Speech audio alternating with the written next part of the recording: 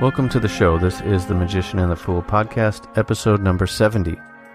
My name is Dominic. I am one of the co-hosts of the show. The other co-host is named Janus, and you'll hear from him in a minute. Today we spoke to Mr. Mike Magee. Mike has been around in the esoteric and occult scene for quite a while, and he's been writing on matters related to those topics since the 1960s. He's the author of tantric astrology, tantra magic, E70 magic, and Kali magic. Today's episode is a little bit shorter than usual. The audio quality wasn't the greatest, and I cleaned it up as best I could, so hopefully it's acceptable. We talked with Mike about his background as well as general thoughts on the subjects that he writes about. As always, thank you to our Patreon supporters who help make this work possible. We appreciate your support. If you would also like to help keep the lights on here, please feel free to head over to Patreon and do what makes sense for you. We dedicate this to Hermes and Asclepios.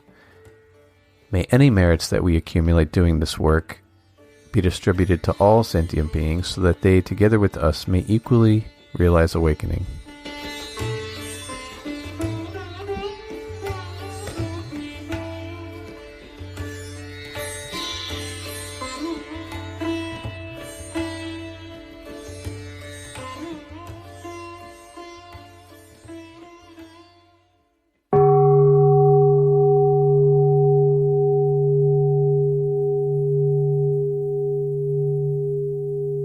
Hi, welcome to the show. We are very honored to have Mike Magee on the show today.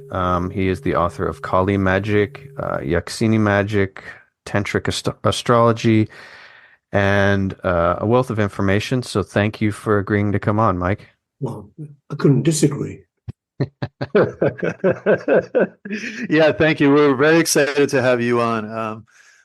Mike Magee, I feel like, is actually an unsung hero of these kinds of studies in the West. I mean, you've really broken through and provided a lot of knowledge that just wasn't available in the same way prior to your work. So I just want to tell you how grateful we are to have you on here.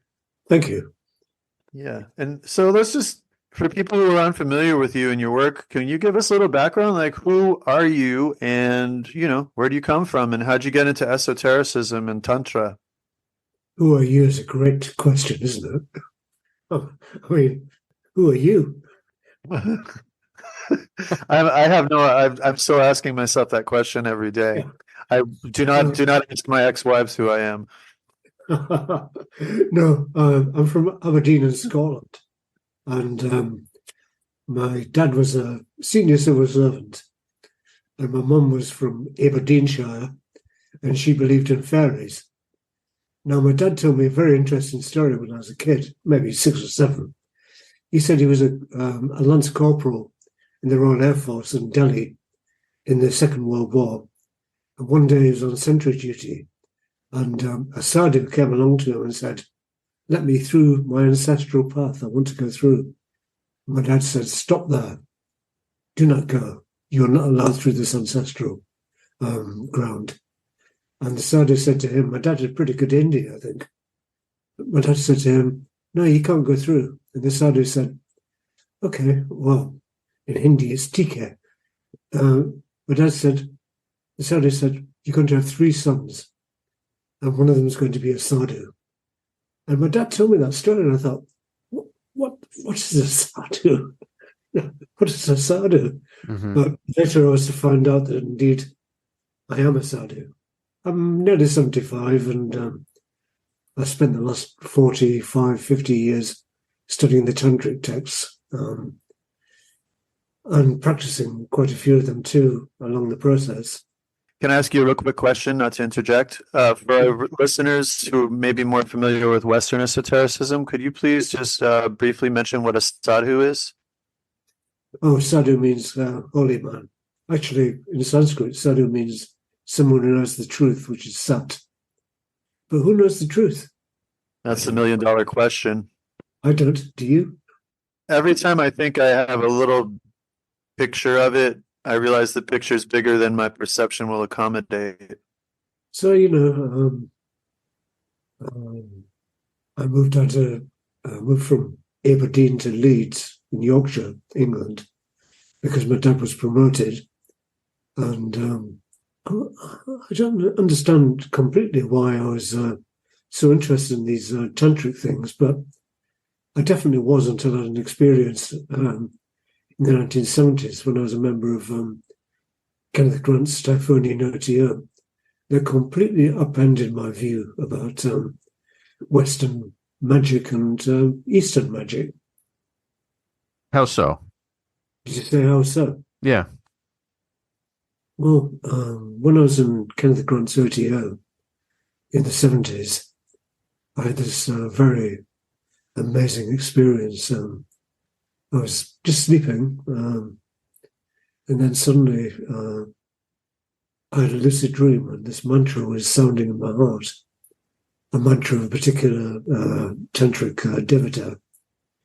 And then from the lucid dream, I woke up to the waking state, as the Hindus call it, and the mantra was still vibrating in my heart. And the feeling of bliss was so great that I was totally overwhelmed by it. And before then, I wasn't particularly interested in Hinduism, even though, my dad was in India and the rest of it. Mm-hmm. And that started me on my very strange quest. And that led you to Kali? In what way? How did that come about? No, it was Lalita, the Okay. Boris actually Kamadeva, because Lalita and Kama are two halves of the same thing. And the mantra I received was of Krishna, which is who is equivalent to Kamadeva and also to Kali, and is also the spouse of Lalita. So, it was three things that came all together. It's really intriguing to me because if you look at your life story, first your father was informed that he would have a child who would become a sadhu, and then in your life you have this mantra appear in a lucid dream coming to you. I mean, there's no way that there are not past life karmas, bringing you forward, like bringing you into this life. Like, there's no way that you were not involved with these things in a prior life or probably several prior lifetimes. What's that question? Just kind of mentioning, like, it seems so obvious to me that you have a deep, it's karmic. It's not like you just chose to get into these things in this life. It almost seems like you're picking up work that you did before. Do you agree with that? What I found interesting was that I'm one of three children, and my older brother, his dad, and my younger brother, who's still alive, were called Ian Bernard Vaughan Magee and Peter Bernard Vaughan Magee. And my dad called me Michael Vaughan Magee and left out the Bernard. So was he thinking of that sadhu? I don't know. And I'm not necessarily convinced on the subject of reincarnation, because right now, as we all know, there are 8 billion people here on Earth, and human beings have existed for 300,000 years. So where are we all reincarnating? Are we all reincarnating on Earth, or in a different planet, or, as insects, or as microbes, or, It's a great question that I ask myself a lot, actually, because in a lot of the stories about reincarnation, you have people that are reincarnating in the same country or the same village within the same family, which is kind of a small view of things, really, if you look at the entirety of the universe. So I agree that that is a valid and a good question. I think the thing about reincarnating on other planets is it's definitely part of the idea, at least in certain traditions, and then also from what I understand, there's in between time too. Like when a person discarnates, they spend time in the I guess in the spiritual realm, in the astral realm, before they reincarnate. So I don't. It seems like also at different points there's some people just aren't in bodies. And then if you think about the people that don't want to return to a material form, if they're able to successfully attain that goal, there's that too. But that's usually a small minority. If it's the case, also perhaps perhaps some people don't reincarnate because even um, in religious traditions that speak of reincarnation, it seems as though you can also reincarnate in different lokas of different gods and different. For instance, in Buddhism, you have the Pure Land. Vaishnavas who worship Krishna. I know that a lot of them want to be reborn in Krishna's paradise after they die. So, What can I say? What can I say? I think reincarnation is part of quite a few religions' dogma or tradition. But I do remember a previous life and two, but I might have been making that up in my head. When I was a kid, maybe 4, 5, 6, I had this dream every year at Christmas when I was at a German Christmas party, and it was so real to me that I think I don't know, because gnosis is more important than belief, that perhaps I was born in Germany at some time because the parties were so good, But about the age of 8, they completely disappeared. And some Advaita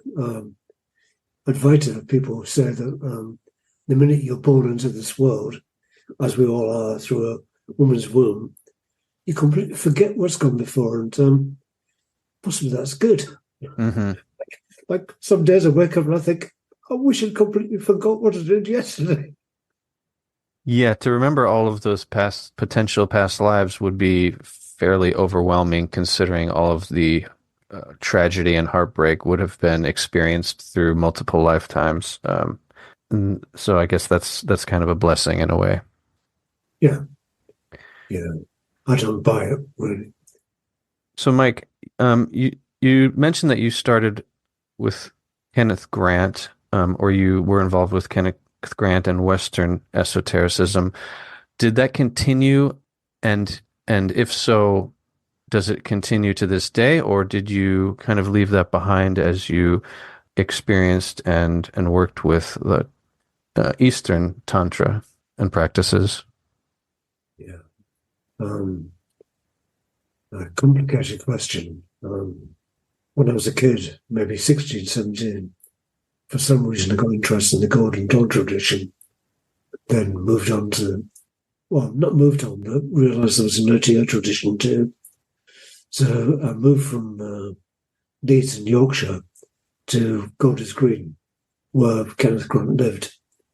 And I met up with Kenneth so many, many times. And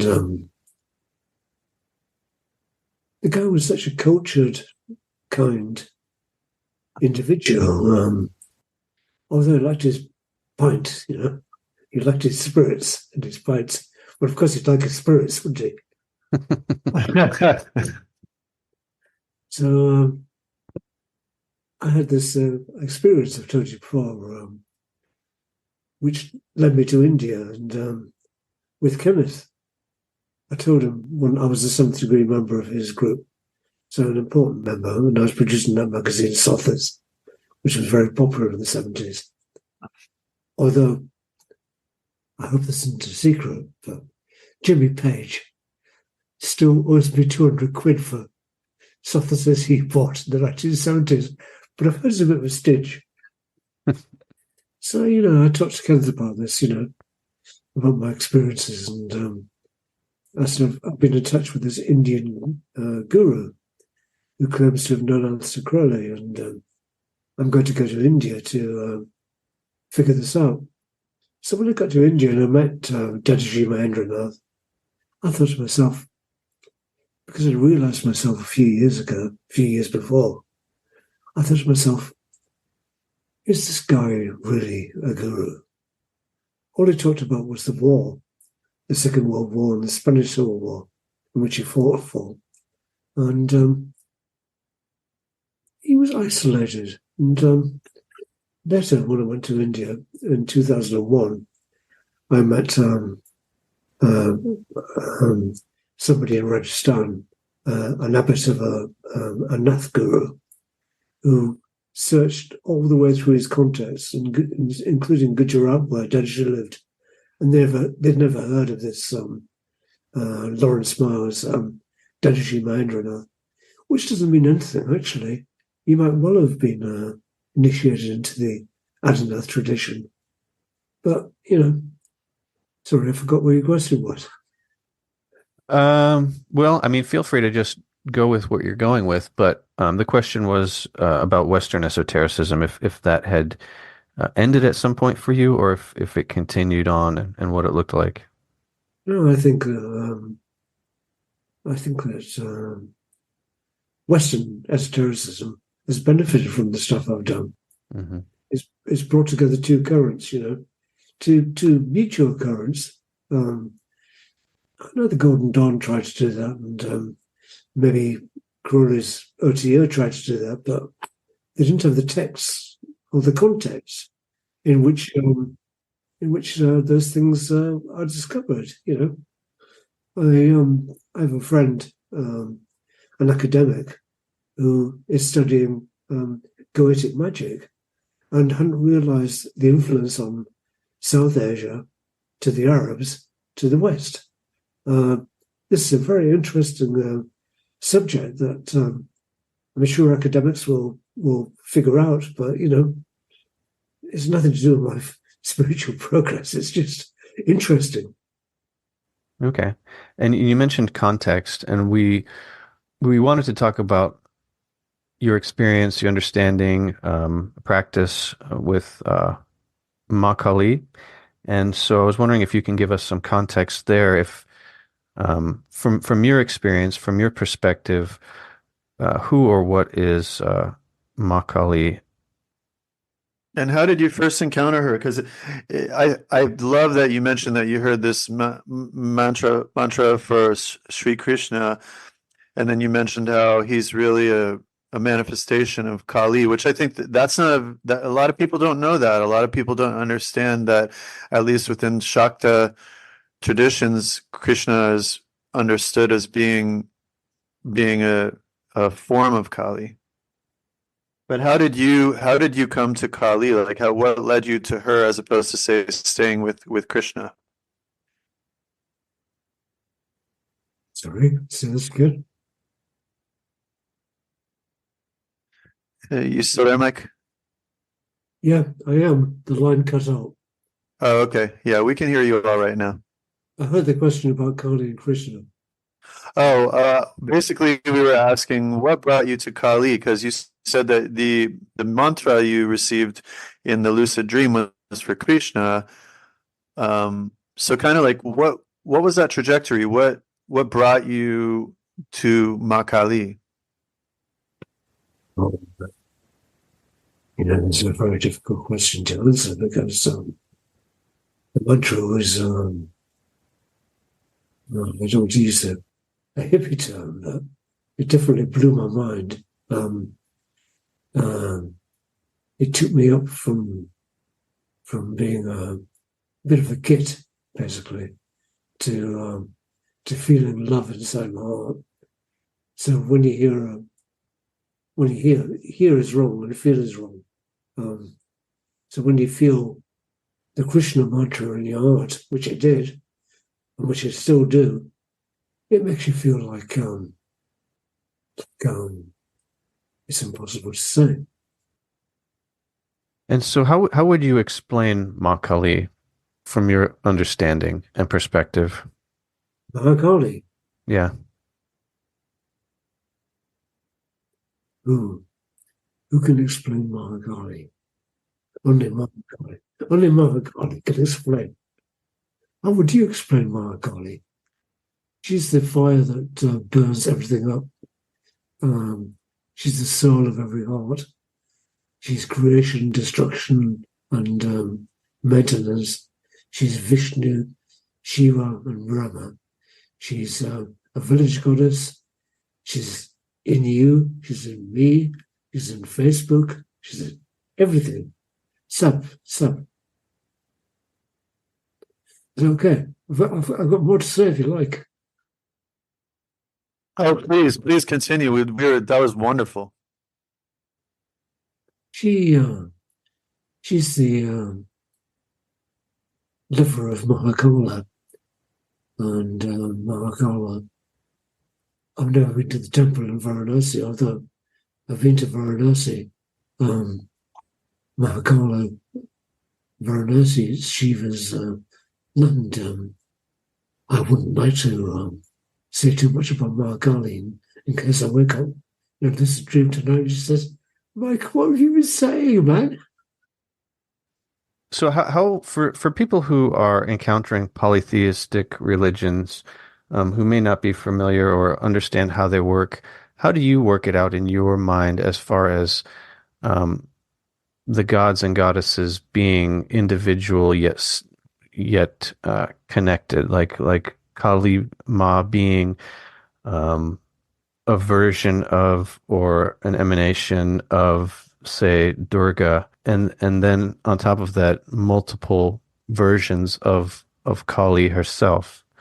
It can be confusing, I think, for people encountering these ideas. How do you organize these concepts? As you would say, that's a great question. In my little life, I've got so many friends, men and women, so many friends, nice, very nice people. And they've got different attributes, like there's a woman across the road who's a very top academic in Latin stuff. I've got a good friend who knows her stuff about, how to mow a lawn. I've got a lovely male friend who is able to fix everything in my house, without Hmm. thinking about it. So these are attributes. So when you look at sorry, I'm relaxing now. When you look at Hindu god or goddess, these different arms they have are attributes.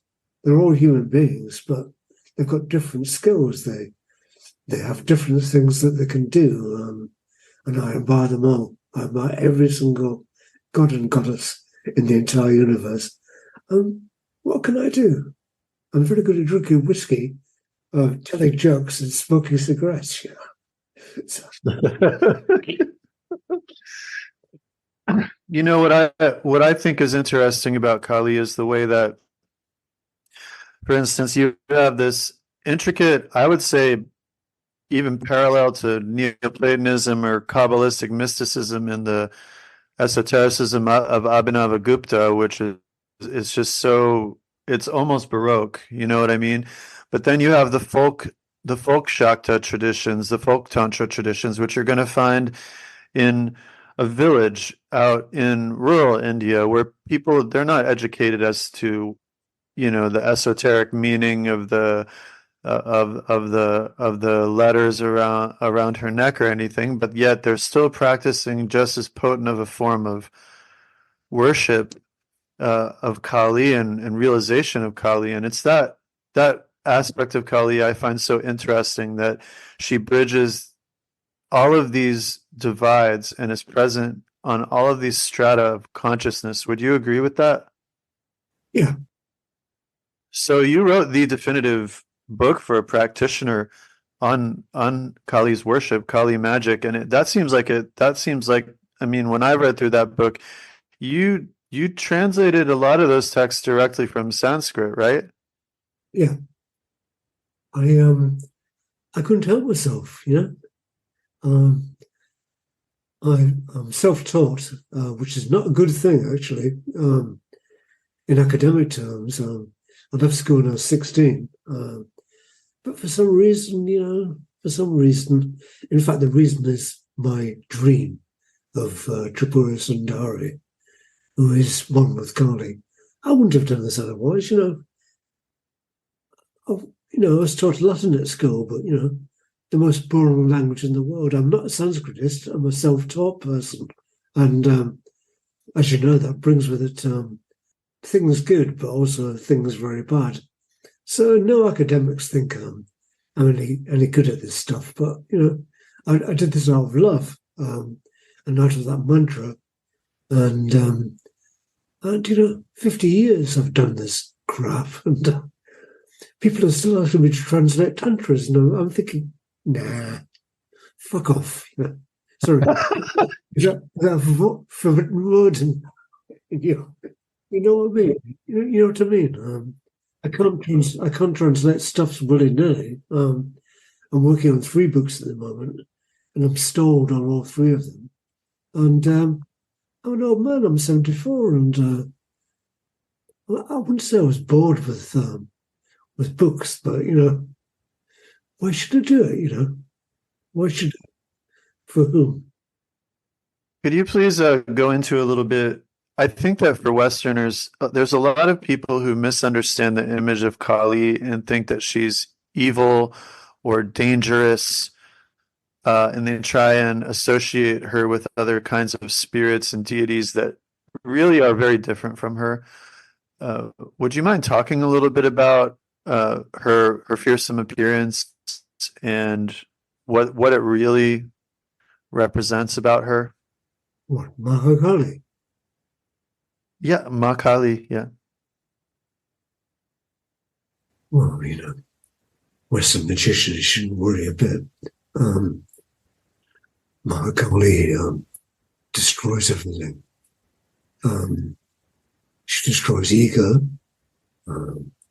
She might destroy the world. I don't know, She might shake up a relationship. I think that's a good thing, Mahakali ends everything.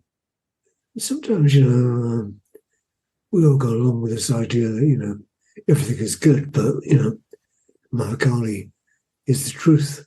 She's the 4th. That means she's beyond mind, body, and spirit. She destroys everything. I think that's a good thing, I mean, for example, she might destroy the universe, or she might destroy the world by saying, I think climate sucks, and there's 8 billion people on the planet, and let them destroy themselves, But she's consciousness, she's the heart, she's the soul, she's the spirit, and actually, I might get ticked off by her if I talk about it too much. Would you say that this destructive aspect is basically just a byproduct of the existence of time itself? Great question, Dom. Rather than an impulse? Does that make sense? No. What do you mean a byproduct? Well, when you have time, then suddenly you have a beginning and an end inevitably. So once time exists, then death exists, because as soon as we're born, we have one foot in the grave, essentially, just by the nature of being alive.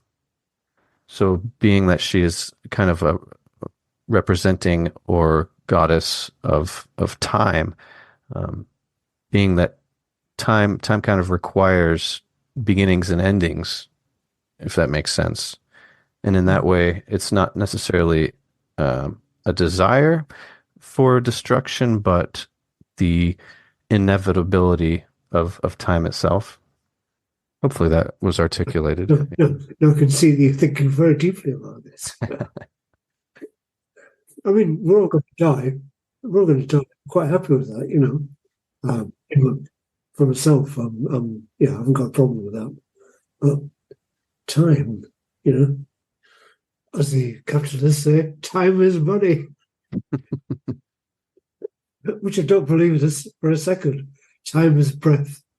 Mm. When you breathe,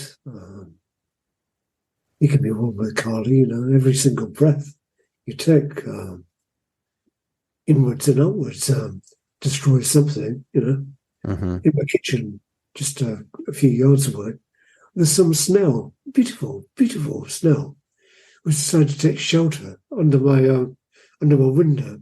I was just about to shut the window. I thought, no, there's a poor snail there, Mm-hmm. let the snail live, even though it's fucking destroying my lovely flowers.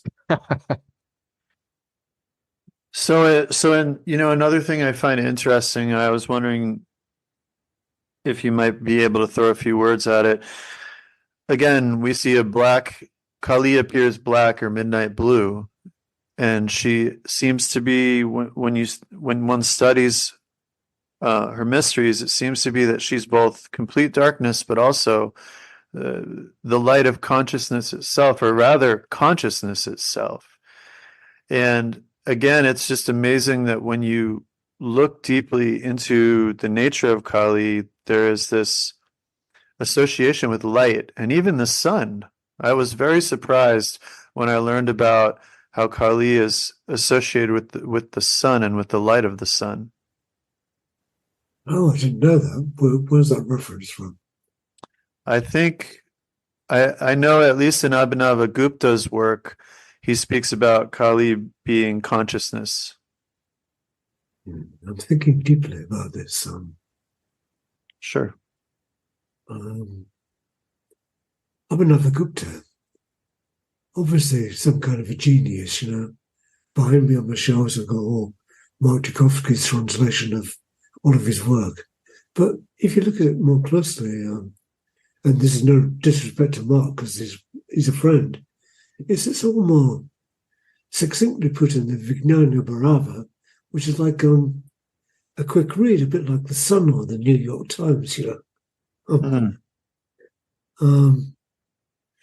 I think I feel that you can go into this too deeply and just accept that Kali is actually light. We all know that Kali is light.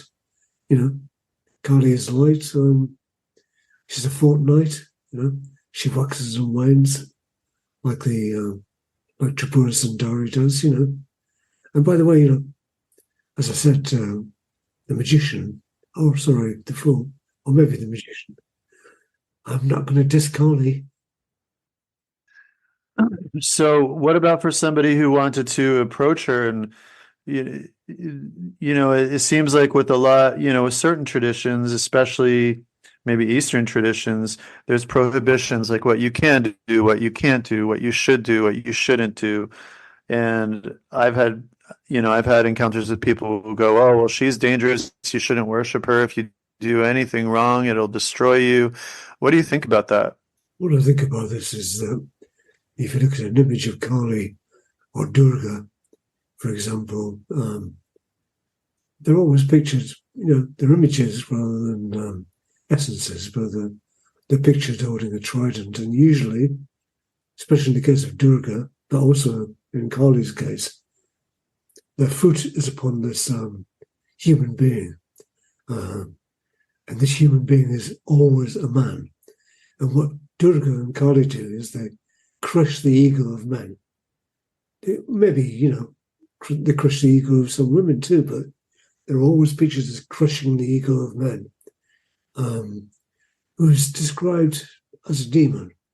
And a demon is ego. So, when Kali or Durga press their feet upon this head of an egotistic man, it means wake up.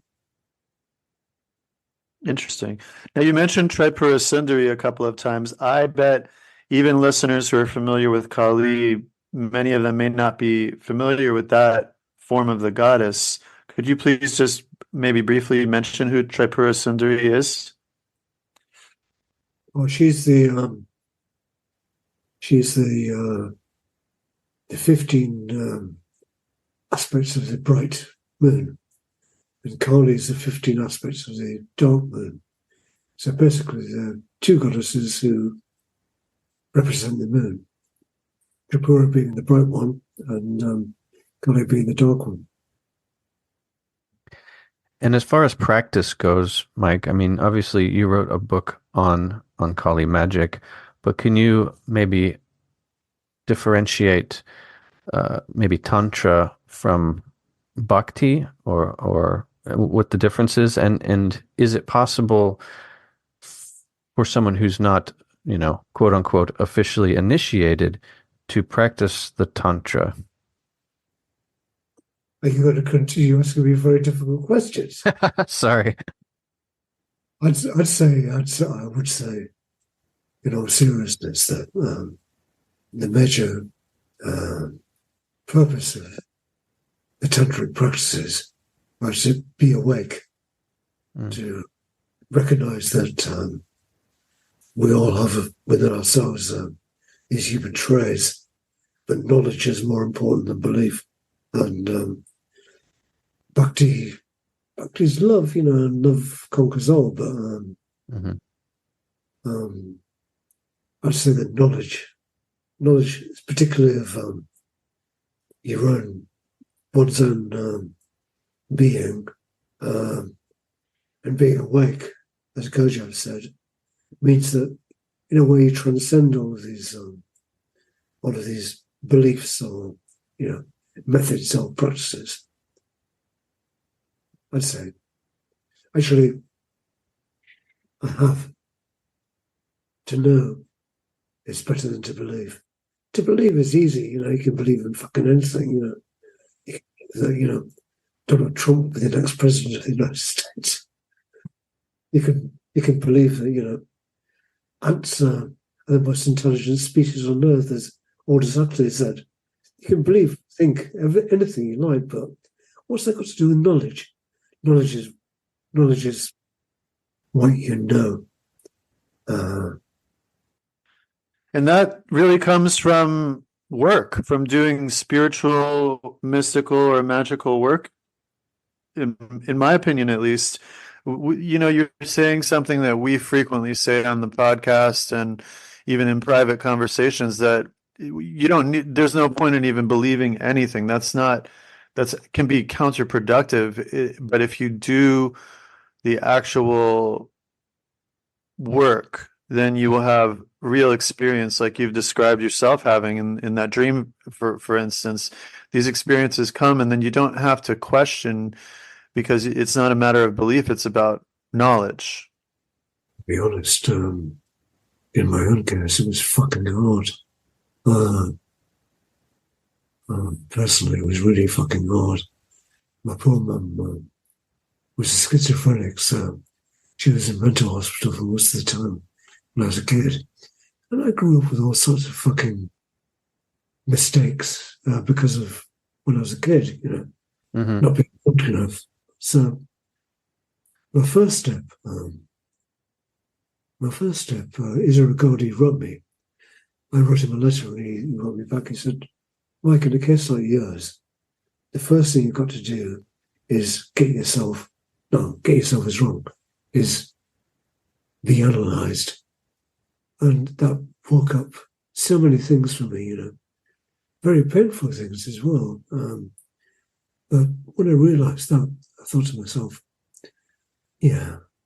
unless you're in touch with yourself, unless you work through these horrible traumas that I'm sure every child has, however good their parents were, there's no point. And I woke up, and now I can't fall asleep, which is a bit of a problem sometimes. So let's talk a little bit about I want to talk about the Yakshini. We had Greg Peters on here to talk about his book Yogini Magic, and we had a pretty interesting discussion on the Yogini. But what's up with the Yakshini? What are the Yakshini? The nature spirits, Indian nature spirits, they entwine themselves around trees. There's 36 of them, and so most of the texts say there's 36 of them, and they love trees. They love to be next to trees.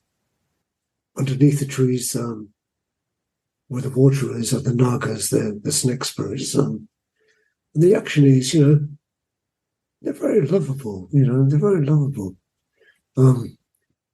But if you start loving a yakshini, don't start loving another human being because you're doomed. Really? Yeah. So they're jealous? Also, the yakshinis have been mentioned in ancient texts for 3,000 years, maybe. But in the tantric period, they were turned into tantric nature spirits who could bestow stuff on you, like, they come as a mother, a sister, or a daughter, and they come in dreams. Sometimes they come in dreams. And then sometimes they bring you money. Sometimes they bring you what you desire, whatever that is. But also they bring you dinars. Now, dinar is a fucking Latin word, isn't it? Denarius. So this is obviously what's the right word? A combination of Arab magic, Latin magic, and Indian magic. It's a middle-aged thing, But the Yakshinis are worshipped by village people who worship trees, because trees bring things, don't they? Like wood and fruit and stuff like that. That's my feeling, anyway. Interesting. But so you said they're Indian, though. So is it possible for somebody living in the West to communicate with Yakshini? Are there Yakshini in the West then? Well, my mum, who was born in Aberdeen, said to me when I was a kid, maybe 5 or 6, when you cut a tree, or when you cut a branch of a tree, you must make an offering to the fairies that look after this tree, either a flower or a bit of food. So, yeah. Universal. Trees are pretty worth worshipping, aren't they? Yeah.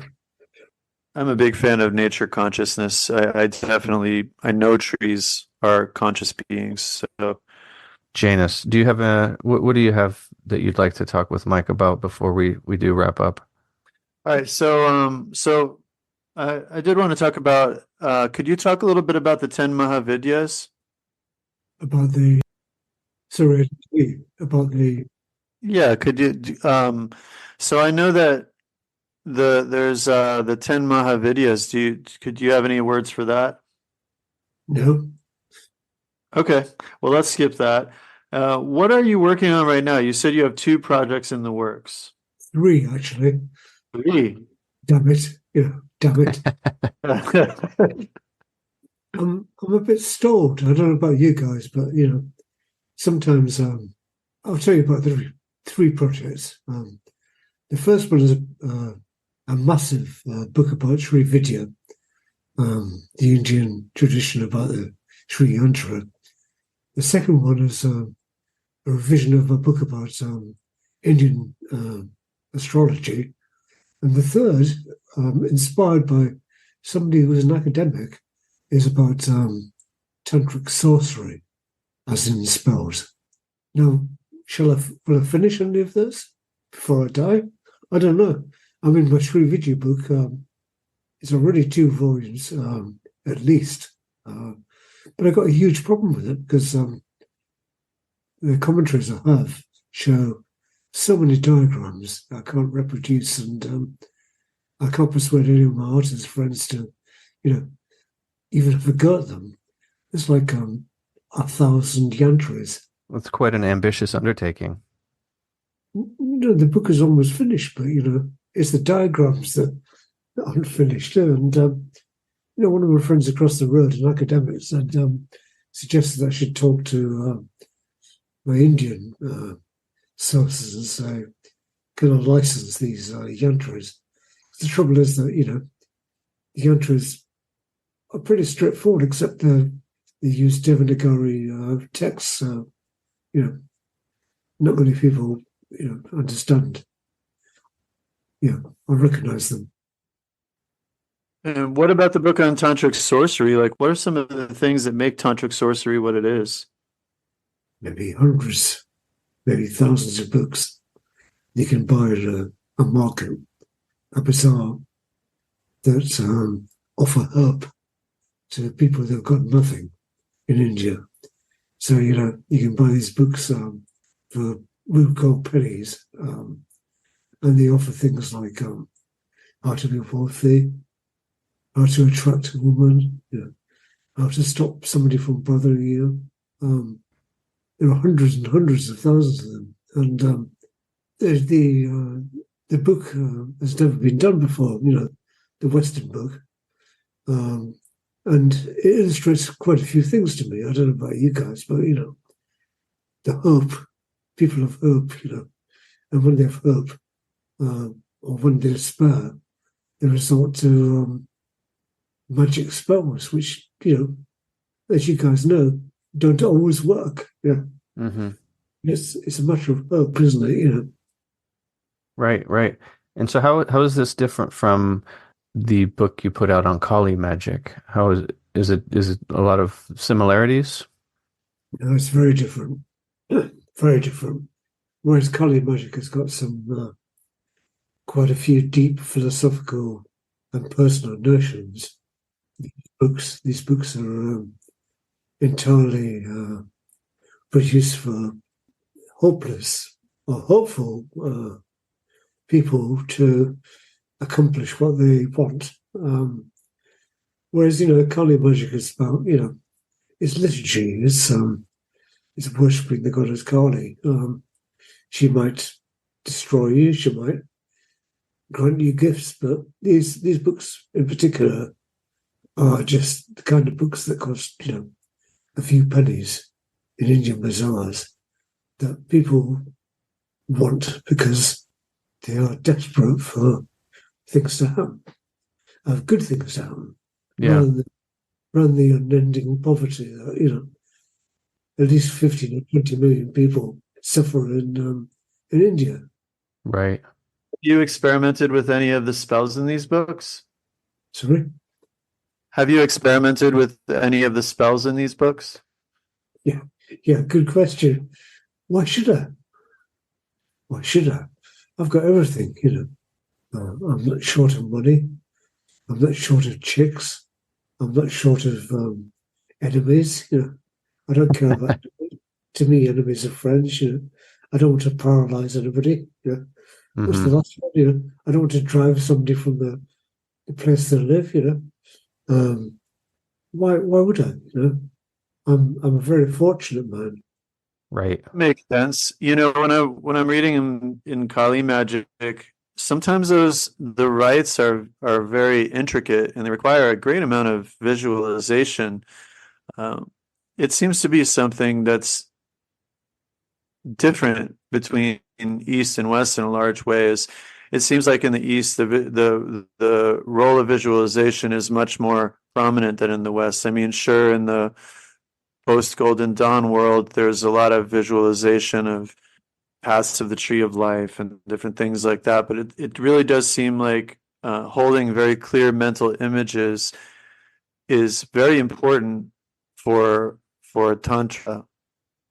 What are your thoughts on that, on visualization, on those intricate rituals? Do you think that do you think those rituals are necessary to make contact with the goddess?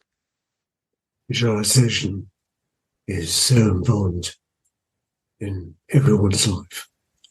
Like in the Eastern countries in Tibet and the Southeastern countries, when you visualize a devata, a god or a goddess, she or he, I'm definitely on the she side here, when she or he descend into your heart and the mantra recites, it's so different from, I haven't been a Golden Dawn devotee since I was 16 or 17, but it's so important to visualize things.